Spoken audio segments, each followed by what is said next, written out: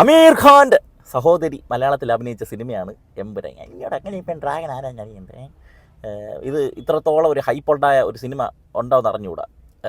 Book my ഷോയൊക്കെ ക്രാഷായി, സ്വീകരണം അത്ര ഗംഭീരമായിരുന്നു. ഈ പടം എങ്ങനെ ഉണ്ടായിരുന്നു എന്ന് ചോദിച്ചു കഴിഞ്ഞാൽ, സിനിമയുടെ തുടക്കം നമ്മൾ ട്രെയിലർ കണ്ട പോലെ ഗുജറാത്ത് കലാപമാണ് പശ്ചാത്തലം. അപ്പം അതിൽ ഗോത്ര കലാപത്തിന് ടൈറ്റിലിൽ കൂടി നൈസായിട്ട് ഇങ്ങനെ കാണിച്ചു പോയി. അതായത് ഗുജറാത്ത് കലാപം എസ്റ്റാബ്ലിഷ് ചെയ്യണം. അപ്പം അതിൽ ഈ സാധാരണ ഈ ഇതുപോലത്തെ കലാപങ്ങൾ കാണിക്കുമ്പോൾ മുസ്ലിങ്ങൾ മറ്റേ തൊപ്പിയിട്ടിട്ട് പച്ചയിട്ടുകൊണ്ട് വരും, ഹിന്ദുക്കൾ കാവി കൊടുത്ത് തലപ്പാവ് വെച്ച്, അങ്ങനത്തെ ക്ലീശ പരിപാടിയൊന്നുമില്ല. പക്ഷേ ഒരുപാട് വൈഡായിട്ട് കാണിച്ചിട്ടുമില്ല, കുറച്ച് സ്ഥലങ്ങൾ മാത്രമേ അത് ഫോക്കസ് ചെയ്തിട്ടുള്ളൂ. പക്ഷേ അതിൽ ഒരു ഇമ്പാക്റ്റ്, ആ കലാപത്തിൻ്റെ തീവ്രത, എന്തുമാത്രം അവർ കഷ്ടതയിലൂടെയാണ് കടന്നു പോകുന്നതെന്നുള്ളത് വ്യക്തമായിട്ട് അത് എസ്റ്റാബ്ലിഷ് ചെയ്യാൻ സാധിച്ചു. ആദ്യത്തെ ഒരു 10-15 മിനിറ്റ് ഹിന്ദി ആണെങ്കിൽ പോലും ബോറൊന്നും അടിക്കാതെ നന്നായിട്ട് തന്നെ അതങ്ങ് പോയി. പിന്നെ നമ്മുടെ കേരളമാണ്, കേരളത്തിൽ രാഷ്ട്രീയ കാലാവസ്ഥയൊക്കെ അങ്ങ് മാറിപ്പോയി.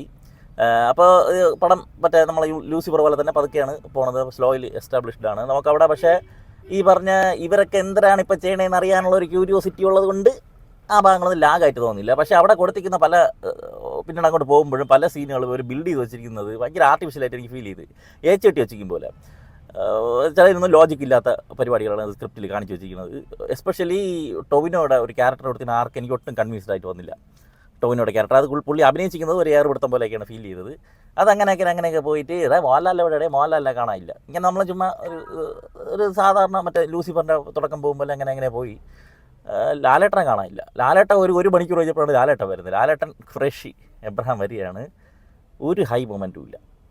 ലാലേട്ടൻ ഇങ്ങനെ വന്ന് നിൽക്കുന്നു. ഇവിടെ മറ്റേ പടത്തിൽ ലൂസിഫറിൽ നമ്മൾ സ്റ്റീഫൻ നെൽമ്പള്ളി കാണിക്കുമ്പോൾ ഒരു പവറുണ്ടല്ലോ, സ്റ്റീഫൻ നോട്ടം നടത്തം ഒന്നും വേണം, ചുമ്മാ നടന്നാൽ മതി, മെജസ്റ്റിക് വാക്കെന്ന് പറയുമ്പോൾ അതെ.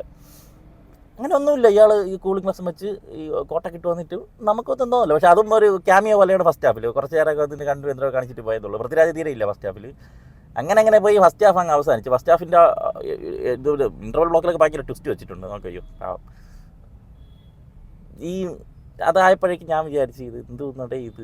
പക്ഷേ അതിൽ കുറച്ച് കാര്യങ്ങൾ ഇപ്പം ഈ രാഷ്ട്രീയത്തിൽ താഴെ തട്ടി കിടക്കുന്ന ആൾക്കാരുടെ കുറച്ച്, ഇപ്പോൾ ബൈജുവിൻ്റെയൊക്കെ കുറച്ച് കൗണ്ടർ നൈസായിരുന്നു. അതുപോലെ തന്നെ ഒരു പാർട്ടിക്ക് ഒരു പ്രതിസന്ധി, ഒരു സംഭവം വരുമ്പോഴേക്കും ബൈജുവിൻ്റെ കണ്ണ് തരണം ഒരു ചെറിയ ഒരു ഷോട്ട്, അത് അടിപൊളിയായിട്ട് അതെനിക്ക് നല്ല ഇഷ്ടപ്പെട്ടു ആ സാധനം. അതുപോലെ മണിക്കുട്ടൻ രോമാഞ്ചം കൊള്ളുന്ന ഒരു സീനുണ്ട്. അങ്ങനെ കുറച്ച് സാധനങ്ങൾ സംഭവമുണ്ട്, നൈസായിട്ട് ഇട്ടിട്ട് പോവുകയാണ്. പക്ഷേ ഈ പറഞ്ഞ ഞാൻ പറഞ്ഞില്ല, ഒരു ഹൈ സാധനം നമുക്ക് കിട്ടുന്നില്ല. അങ്ങനെ കണ്ടിരിക്കാമെന്നുള്ളൂ. മേക്കിംഗ് ക്വാളിറ്റി എന്ന് പറഞ്ഞു കഴിഞ്ഞാൽ അന്യായ മേക്കിംഗ് ക്വാളിറ്റി. മലയാള സിനിമയാണെന്ന് പറയില്ല ആ രീതിയിൽ. അപ്പോൾ ഈ ഹിന്ദി പോർഷൻസ് കാണിക്കുമ്പോൾ ഒരു ഹിന്ദി പടം കാണും പോലെയും, മറ്റേ ഇംഗ്ലീഷൊക്കെ കാണിക്കുമ്പോൾ ഒരു ഇംഗ്ലീഷ് പടം കാണും പോലെയൊക്കെ ഉള്ള ഒരു ഫീലാണ്. അതൊക്കെ.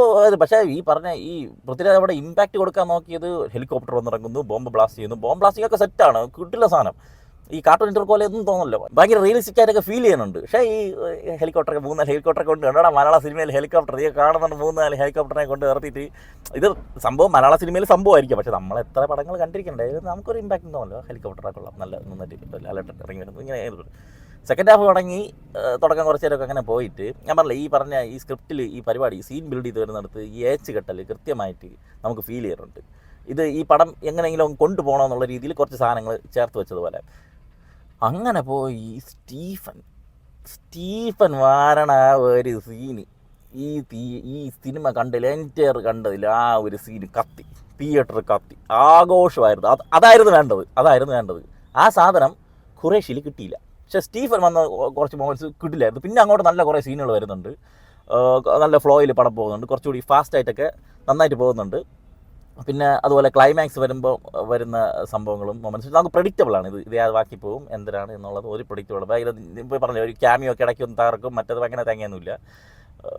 ഇത് ക്ലൈമാക്സ് ഒക്കെ പ്രഡിക്റ്റബിളാണ്. പക്ഷേ ക്ലൈമാക്സ് എക്സിക്യൂട്ട് ചെയ്തിരിക്കുന്നത്, ആ ടൈലൻറ്റ് കാണിച്ചിരിക്കുന്നതൊക്കെ കിടിലായിരുന്നു. അപ്പോൾ പടം കണ്ട് തീരുമ്പോൾ അവസാനം അതൊക്കെ കൊള്ളാലോ എന്നൊരു ഫീല് നമുക്ക് കിട്ടിയിട്ടുണ്ട്. പിന്നെ ഡ്രാഗൻ്റെ കേസ്, ഡ്രാഗൺ സിനിമയിൽ ഉടനീളം വലിയ ഇമ്പാക്റ്റ് ഒന്നും ഉണ്ടാക്കുന്ന കഥാപാത്രമൊന്നുമല്ലോ, അത് മറ്റേ ടെറർ വില്ലൻ അങ്ങനെയൊന്നുമില്ല. പക്ഷേ അതാരാണ് എന്നുള്ളത് കുറച്ച് പേരൊക്കെ ഗസ് ചെയ്തിട്ടുണ്ട്. അദ്ദേഹം തന്നെയാണ്. കാണിച്ചിട്ട് സീനൊക്കെ നന്നായിട്ടുണ്ടായിരുന്നു. പിന്നെ ഈ ഗോൾഡ് സ്മഗ്ലിംഗ് ചെയ്യണവരൊക്കെ മൊറാലിറ്റിയൊക്കെ പറയണത് എനിക്കത്ര ചെറിയ തിന്മയായിരിക്കും, അതുകൊണ്ടായിരിക്കും. ആയിക്കോട്ടെ. പ്രധാന പ്രശ്നം ഇതിൽ ഖുറേഷിയുടെ അടുത്തായാലും ഖുറേഷി ഗ്യാങ്ങിൻ്റെ അവിടുത്തെ കുറേ പരിപാടികൾ, ഇലിമിനാറ്റി പരിപാടികളൊന്നും അത്ര കൺവിൻസ്ഡ് അല്ല. അത് ഒരു നോർമൽ ഓഡിയൻസിനൊക്കെ ഇതൊക്കെ ഇത്ര പിടിക്കുമെന്ന് എനിക്ക് അറിഞ്ഞൂടാ. ചുമ്മാ എന്തെങ്കിലും കാണിച്ചുകൊണ്ട് പോകണമല്ലോ, അതും ഒരു തട്ടിക്കൂട്ട് പരിപാടിയായി തോന്നി. കാണാൻ നല്ല റിച്ച് പരിപാടിയൊക്കെയാണ്, പക്ഷേ സംഭവം ഇതിൽ വലിയായിട്ട് വർക്കൗട്ടായിട്ട് ചെയ്തതുപോലെ തോന്നിയില്ല. പിന്നെ ഫൈറ്റ് സീൻസിലൊക്കെ കുറേ ഇടത്തൊക്കെ മറ്റേ ജില്ലയും ബാഹുബലിയൊക്കെ കയറി വരുമ്പോൾ തോന്നി. ബേസിക്കലി ഇതിലെ കഥാപാത്രങ്ങളുടെ ഒരു ഇമോഷണൽ കണക്ഷൻ നമുക്കുണ്ടാവില്ല. ടോവിനോയുടെ അടുത്തായാലും മഞ്ജു വാര്യരുടെ അടുത്തായാലും ഇങ്ങനെ അവർ ചെയ്തു പോയി എന്നുള്ളത് വരുന്നുള്ളൂ. അപ്പം ഒരു ടോട്ടാലിറ്റിയിൽ നോക്കുമ്പം എനിക്ക് മേക്കിങ്ങിൽ ഗംഭീരമാണ്. തിയേറ്റർ കാണാനുള്ള സ്റ്റഫുകളുണ്ട്. സ്ക്രിപ്റ്റ് വെച്ച് നമ്മൾ മറ്റേ ഫസ്റ്റ് ലൂസിഫറുമായിട്ട് കമ്പയർ ചെയ്ത് നോക്കുമ്പോഴേക്കും ലൂസിഫറിന് തന്ന ഒരു ഇമ്പാക്റ്റ് ഈ പടത്തിന് തരാൻ സാധിച്ചിട്ടില്ല. സ്റ്റിൽ ഇതൊരു മോശം സിനിമ എന്നല്ല പറയുന്നത്. ഒരിക്കൽ തവണ തിയേറ്ററിൽ പോയി തീർച്ചയായിട്ടും കാണാനുള്ള വകയുണ്ട്. എഡിറ്റർ അഖിലേഷ് മോഹൻ, സുജിത് വാസുദേവ്, സിനിമാറ്റോഗ്രഫി, അതുപോലെ ദീപക് ദേവ്, അവരൊക്കെ അടഞ്ഞു പണിയെടുത്തിട്ടുണ്ട് കേട്ടോ. ടെക്നിക്കൽ സൈഡൊക്കെ അതുപോലെ സ്റ്റണ്ട് ചെയ്തിരിക്കുന്ന സിൽവ ഭയങ്കര ഫൈറ്റ്. ലാലേട്ടൻ്റെ ഫൈറ്റൊക്കെ കിടിലോ. ലാലേട്ടൻ്റെ ആയാലും പൃഥ്വിരാജിൻ്റെ ആയാലും കിടിലായിട്ട് എക്സിക്യൂട്ട് ചെയ്തിട്ടുണ്ട്. ഈ പറഞ്ഞ പോലെ തന്നെ ഡ്യൂപ്പായിട്ടൊന്നും എനിക്ക് തോന്നിയില്ല. നല്ല കിടിലായിട്ട് എടുത്തിട്ടുണ്ട്. നമുക്കൊരു ഇമ്പാക്റ്റ് ഉണ്ടായിരുന്നു ഫൈറ്റ് സീനൊക്കെ കാണാൻ വേണ്ടിയിട്ട്. ആ പോർഷനൊക്കെ നന്നായിട്ട് തോന്നിയിട്ടുണ്ട്. പെർഫോമൻസിൽ ഈ മറ്റേ പൃഥ്വിരാജിൻ്റെ കൊച്ച് ഇതായിട്ട് വന്ന കാർത്തികേയ ഉണ്ടല്ലോ, അവൻ നൈസ് കിടിലായിരുന്നു കേട്ടോ. അതുപോലെ അഭിമന്യു, വില്ലനായിട്ട് വന്ന അഭിമന്യു ഒരു അത്യാവശ്യം നല്ലൊരു വില്ലനായിരുന്നു. സുരാജൊക്കെ ഒരു കോമഡി പീസ് റോൾ അങ്ങനെ അങ്ങ് ചെയ്തു പോയി. അതുപോലെ വേറൊരു പെണ്ണും പിള്ളേരുടെ അവരെ കാണിച്ചത് ആൻഡ്രിയ അക്ടിവേറ്റർ ഒരു വലിയ സംഭവമൊക്കെ പോലെയൊക്കെ കാണിച്ചിട്ട് അവരെയും കോമഡി പീസാക്കി കളഞ്ഞ്. മഞ്ജു വാര്യർ മറ്റേതിലെ പോലെ തന്നെ കുറച്ചുകൂടി ഭംഗിയായിട്ടുണ്ടെന്ന് തോന്നി. പിന്നെ ജെറോം ഫ്ലിന്ന് അത് വെറുതെ ഒരു കഥാപാത്രം, ആരെങ്കിലുമൊക്കെ ചെയ്താൽ മതി. പിന്നെ പുള്ളിക്കാരനെ തന്നെ കൊണ്ടുവന്ന് അഭിനയിപ്പിച്ചെന്തിനാണെന്ന് എനിക്ക് മനസ്സിലായിട്ടില്ല. പിന്നെ കിഷോർ നല്ലൊരു റോൾ ചെയ്തിട്ടുണ്ട്. ഇന്ദ്രജിത്ത് ഉണ്ട് കേട്ടോ. ഇന്ദ്രജിത്തിൻ്റെ ഒരു ട്രാൻസ്പോർട്ടേഷൻ ഉണ്ട്, അത് അടിപൊളിയായിരുന്നു. ബാക്കിയുള്ളൊരു ക്യാമിയോ റോൾ പോലെ തന്നെ ശിവതയൊക്കെ ചുമ്മാ സൈഡിലുണ്ട് കുറേ കഥാപാത്രമായിട്ട്, അത്രയൊക്കെ ഉള്ളൂ. ആസ് എ മോഹൻലാൽ ഫാൻ എനിക്ക് അങ്ങനെ ഡിസപ്പോയിൻ്റ് ഒന്നുമില്ല. കാരണം ഇതൊരു മോശം കൂറ സിനിമയൊന്നുമല്ല. പക്ഷേ ഹൈപ്പിൻ്റെ നമ്മൾ പ്രതീക്ഷിച്ച സാമാനത്തിൻ്റെ അത്രയൊന്നുമില്ല. നിങ്ങൾ അതുപോലെ വലിയൊരു പ്രതീക്ഷയൊക്കെ വെച്ച് പോയി കഴിഞ്ഞാൽ ചിലപ്പം അത് അത്ര കിട്ടില്ല എന്നുള്ള ഇത് തോന്നും. ഒരു മലയാള സിനിമ തിയേറ്ററിൽ കാണാൻ പറ്റുന്ന നല്ല എക്സ്പീരിയൻസ് ഉള്ള ഒരു സിനിമ കാണണമെന്നുള്ള ഒരു ഇതിൽ പോയി കഴിഞ്ഞാൽ നിങ്ങൾ സാറ്റിസ്ഫൈഡ് ആക്കുന്ന ഒരുപാട് ഘടകങ്ങളുണ്ടെന്നാണ് ഞാൻ ഇതിൽ വിശ്വസിക്കുന്നത്. L2E എമ്പുരാൻ ഇനി L3 വരുന്നുണ്ട്. ഇൻ്റർനാഷണൽ കളികളാണ്, ചൈനയിലാണ് പരിപാടികൾ.